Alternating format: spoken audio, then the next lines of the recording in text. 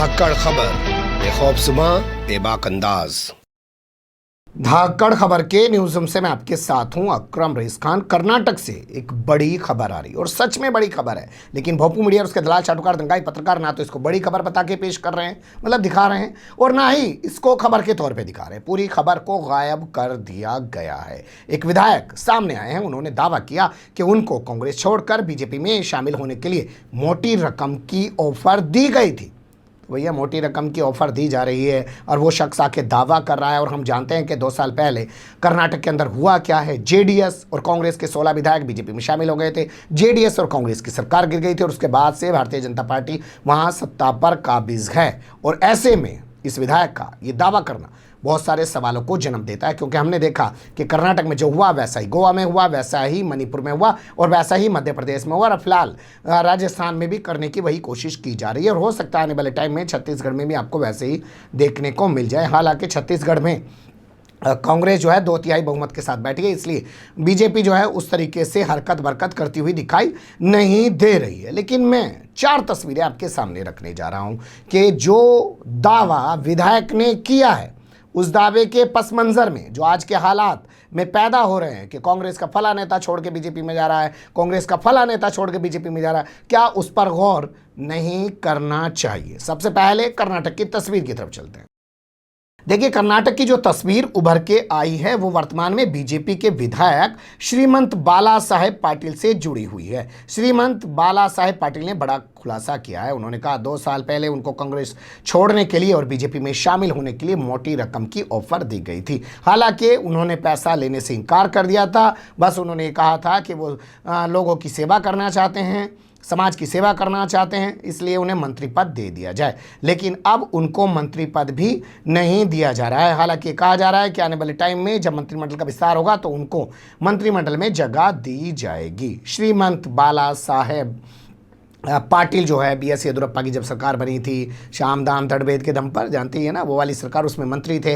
लेकिन अभी आप जानते हैं कि बीएस येदियुरप्पा की छुट्टी हो चुकी है। जैसे गुजरात में विजय रूपाणी को हटा के भूपेंद्र रजनीकांत भाई पटेल को ला दिया गया है, तो इसी तरीके से यहाँ पाटिल की भी छुट्टी कर दी गई बीएस येदियुरप्पा के साथ साथ। और बसवराज बोम्मई जो नए मुख्यमंत्री बने, उनके मंत्रिमंडल में जगह नहीं दी गई है। आगे कहते हैं कि बसवराज बोम्मई से मेरी बात हुई है, उन्होंने कहा है कि वो मंत्रिमंडल में जगह देंगे। आपको याद दिलाना चाहता हूं कि 2 साल पहले 16 विधायक जेडीएस और कांग्रेस के यहां कर्नाटक छोड़ के जाके मुंबई में टिक गए थे। उस वक्त मुंबई के अंदर हम जानते हैं किसकी सरकार थी, देवेंद्र फडणवीस की, बीजेपी की, जो शिवसेना के सहयोग से चल रही थी।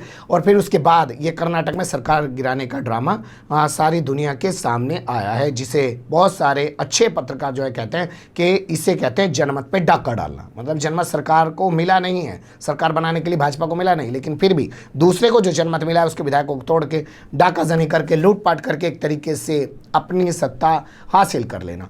ये मिस्टर पाटिल जो है ये काम वार्ड एक जगह पड़ती है, वहाँ से जीत के आते हैं और इस बार भी वहीं से जीत के आए हैं और उन्हीं 16 विधायकों में से एक हैं। इनका ये कहना अपने आप में बहुत सारे सवालों को जन्म देता है, क्योंकि उस वक्त कुमार स्वामी सीएम हुआ करते थे और वो सरकार गिर गई थी, जिसके बाद से बीजेपी सत्ता में बैठी हुई है। लेकिन खबर गायब है। अब दूसरी तस्वीर देखिएगा, इसी से जुड़ी हुई।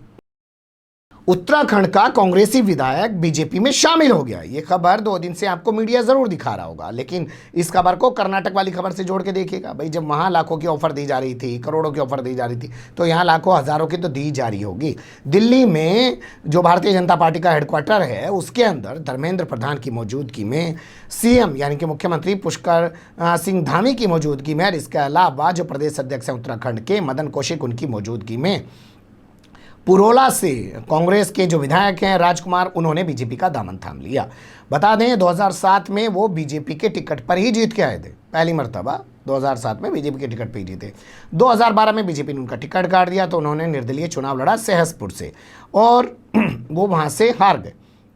इसके बाद 2017 में उन्होंने पुरोला से कांग्रेस के टिकट पर चुनाव लड़ा और वो जीत गए और अब फिर से एक बार वो भाजपा की तरफ वापस जा चुके हैं। इस खबर को खूब बड़े स्क्रीन पे भोजपुर मीडिया और उसके दलाल चाटुकार दंगाई पत्रकार दिखा रहे हैं, लेकिन कर्नाटक वाली खबर के पस मंजर में इस खबर को दिखाएं ना भाई। जब कर्नाटक में अगर पाटिल ने दावा किया कि हमें पैसा देने की ऑफर की गई थी तो औरों को भी तो की गई होगी। पाटिल ने मंत्री पद जाने के बाद ये खुलासा किया, तो क्यों ना ये राजकुमार के जाने पर यह सवाल उठाया जाए कि दूसरी पार्टी के नेताओं को तोड़ा जाता है या डराया जाता है। अब तीसरी तस्वीर देख लीजिए।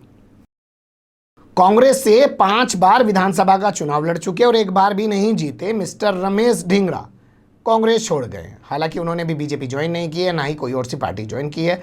मेरठ के जो उत्तर प्रदेश का ज़िला है, बड़ा ज़िला माना जाता है, अबुलेन यहाँ का एक होटल है, वहाँ पे उन्होंने प्रेस कॉन्फ्रेंस की और प्रेस कॉन्फ्रेंस करके उन्होंने कहा कि मैं मेरठ की कैंट विधानसभा सीट से कांग्रेस के टिकट पर 5 बार चुनाव लड़ चुका हूँ और तमाम मेरे पंजाबी समुदाय के लोग जो कांग्रेस को वोट नहीं देते मेरी वजह से कांग्रेस को वोट देते आ रहे हैं, लेकिन अब कांग्रेस जो है नेतृत्वहीन हो चुकी है।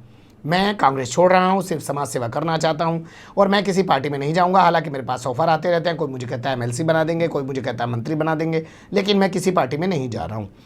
उन्होंने इस मौके पर कानून व्यवस्था को लेकर धारा 370, असल में जिसे आर्टिकल 370 कहना चाहिए, को लेकर मोदी और योगी की जमकर तारीफ भी की है। तो उनकी तारीफ कर रहे हैं, इनको बुरा कह रहे हैं और कह रहे हैं किसी पार्टी में नहीं जाऊंगा, और वो सब चुनाव से पहले कर रहे हैं। तो क्या पहले प्लॉट तैयार किया जा रहा है? भाई पहले छोड़ दो तब आना। ऐसे छोड़ के आओगे सीधे बीजेपी ज्वाइन करोगे तो ये होगा जी हमने ऑफर दे दिया इस वजह से आ रहे हो सकता है कोई और कंडीशन तय की गई, लेकिन इस वक्त हुआ ये इस्तीफा बहुत सारे सवालों को जन्म दे। हो सकता है कांग्रेस ने इनको इस बार टिकट देने से इनकार कर दिया हो, तो इनको लग रहा होगा कि अभी टिकट कहाँ से मिलेगा। समाजवादी पार्टी की तो तारीफ नहीं कर रहे हैं, बहन जी यानी कि मायावती की तो तारीफ नहीं कर रहे हैं, ना ही पश्चिम उत्तर प्रदेश के मेरठ जिले के नेता हैं जयंत चौधरी की तारीफ कर रहे हैं भारतीय जनता पार्टी की। सीधा सीधा इशारा मिल रहा है कि वो जाने के लिए किधर तैयार बैठे हैं और कब जाएंगे ये देखना दिलचस्प होगा। 5 बार चुनाव लड़ चुके हैं, जीते कभी नहीं, लेकिन अब कह रहे हैं कि पंजाबी जो एसोसिएशन बनी हुई है उसके प्रदेश अध्यक्ष हैं और कांग्रेस से लंबे समय तक, ये कह रहे हैं 40 साल तक जुड़ा रहा हूं और अब कांग्रेस छोड़ रहा हूं क्योंकि कांग्रेस नेतृत्वहीन हो चुकी है। तो क्यों ना इनके कांग्रेस छोड़ने पर सवाल उठाए जाए कर्नाटक के पस मंजर में। अगली तस्वीर देख लीजिए। ये तस्वीर इस खबर से अलग है, लेकिन मुझे लगा कि इसी खबर में इस तस्वीर को भी आपके सामने रख देता हूं, क्योंकि अलग से रखूंगा तो एक अलग खबर बनानी पड़ेगी। प्रियंका गांधी आजकल जो है उत्तर प्रदेश के दौरे पे गई हुई थी। उन्होंने लखीमपुर खीरी में भारतीय जनता पार्टी के नेताओं के द्वारा हिंसा का शिकार हुई पंचायत चुनाव में। आपने वो तस्वीरें देखा होगा ना कि एक ब्लॉक प्रमुख जिनका नाम ऋतु सिंह था, वो अपना पर्चा भरने जा रही थी। भारतीय जनता पार्टी के गुंडों ने कैसे उनकी साड़ी खींच ली, कैसे उनके साथ बदसलूकी की, तमाम तस्वीरें कैमरे में कैद। और वहीं पर भाजपा की एक महिला सांसद भी खड़ी हुई थी जो अपनी पार्टी की राष्ट्रीय उपाध्यक्ष भी बनी घूम रही है, उसने भी कोई एक्शन नहीं लिया गया, बल्कि बाद में ये तक निकल के आया कि उसी भारतीय जनता पार्टी की महिला सांसद का प्रतिनिधि था वो जो ये सब हरकत महिला के साथ कर रहा था। तो रितु सिंह से जुलाई में मिलने गई थी प्रियंका गांधी। अब खबर आ रही है कि वही रितु सिंह अपनी तमाम समर्थकों के साथ जो है कांग्रेस में शामिल हो गई हैं। उन्होंने कहा कि मेरे साथ इतना सब कुछ हुआ, लेकिन समाजवादी पार्टी का कोई शख्स मेरे पास नहीं आया, कोई बड़ा नेता मतलब मेरे पास नहीं आया, लेकिन प्रियंका गांधी मेरे पास आई। महिलाओं का असली सम्मान कांग्रेस में ही है और हम कोशिश करेंगे इस बार 2022 में कांग्रेस की सरकार बने।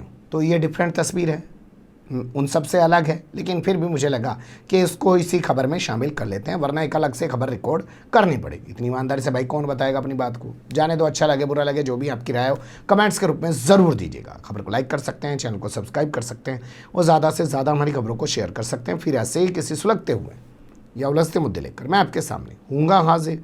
फिलहाल अभी मुझे दें इजाज़त।